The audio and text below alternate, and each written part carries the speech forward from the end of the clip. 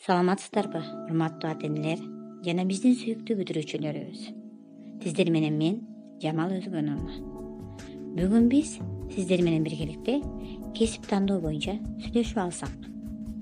Анда эмесе, кесип тандоодо эмнеге көңүл бурушубуз керек жана эмнени билишибиз керек деген суроолорго билип алсак. Кесип тандоодо бала эмне үчүн кыйналат деген суроо туулуп келет. Эмесе ойлонуп көрөлүчү.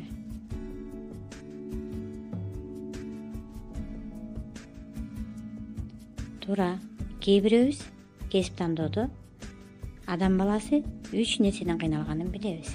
Биринчиси кесиптин кандай экенин билбегендиктен, экинчиси өзүн өзү аңдап тааныбагандыктан, ал эми үчүнчүсү болсо өзүн башкаларга көрсөткүсү келгендиктен. Тагыраак айтканда, престиждүү кесип тандап алуу менен өзүнүн аброюн көтөргүсү келгендиктен.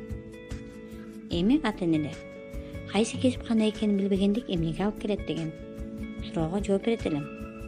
Бул баланын элге кошулуп же досуна кошулуп кесип тандоого алып келет. Ал эми ал кесипте иштегиси келбегенге, улам бир кесип тандаганга алып келет. Бул бара-бара баланын өзүн өзү баалоосу төмөндөтүп, өзүнө болгон ишенимин азайтат. Демек, биз баланын ишеними азайбашы үчүн туура кесипти өзүн аңдап билүүгө аракет кылышыбыз керек.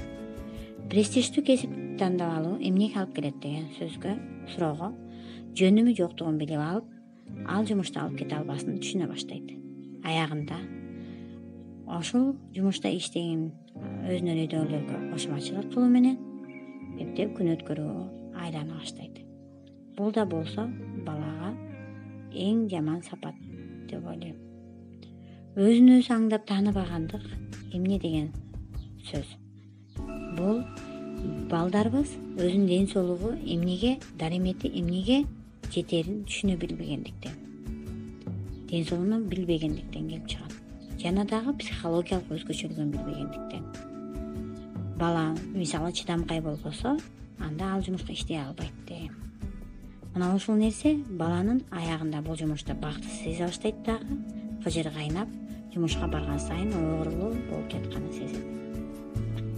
Урматтуу бүтүрүүчүлөр, кесип тандоо жана кесип тандоого карата кеңештерди алсак. Кандай кесип тандоо үчүн бала эле тандабаш керек? Ал үчүн ата-эне менен бала биргеликте отуруп тандоосу зарыл. Биринчиден, эмнеге көңүл бөлүш керек?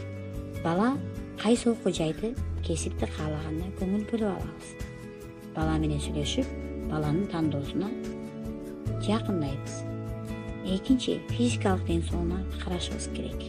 Балага түшүндүрүшүбүз керек. Эгер баланын бөйрөгү ооруп көп отурган, бөйрөгү ооруса, анда көп турган же көп баскан жумуштун кереги жоктугун түшүндүрүшүбүз керек. Мына ошондо өзүнүн физикалык ден соолугун карап, бала дагы сиз менен макул болуп, башка кесип тандоого аракет кыла баштайт. Үчүнчү, психологиялык ден соолугуна карашыбыз керек. Көпчүлүк балдар мисалы уялчаак же тартынчаак болсо, анда эл алдына чыга албайт. Демек, мугалимдик кесип жарабайтынын түшүндүрөбүз. Же болбосо көп кыжырланса, анда көпчүлүк менен иштөөнүн кажети жок. Бул да болсо баланын кыжырлануусуна алып келип, психологиялык ден соолугуна таасирин бере тургандыгын түшүндүрүшүбүз керек. Төртүнчүдөн, экономикалык жагына да көңүл бурушубузду балага түшүндүрүшүбүз керек. Мисалы, ата-эненин экөөнүн айлыгы 15 000 сом боло турган болсо, анда 50 000 сомдук контракт менен окуу жайды тандап алсак, балага да, ата-энеге да кыйынчылык туулат. Анткени баланын керектүү башка кызыкчылыгы дагы, тамак ашы дагы, үй бүлөнүн каражатына дагы туура келбей калышы мүмкүн. Мына ошондо ортодо кыйынчылыктар башталат. Урматтуу ата-энелер, мен сиздерди бала менен туура кесипти тандайт деген ишенимдемин.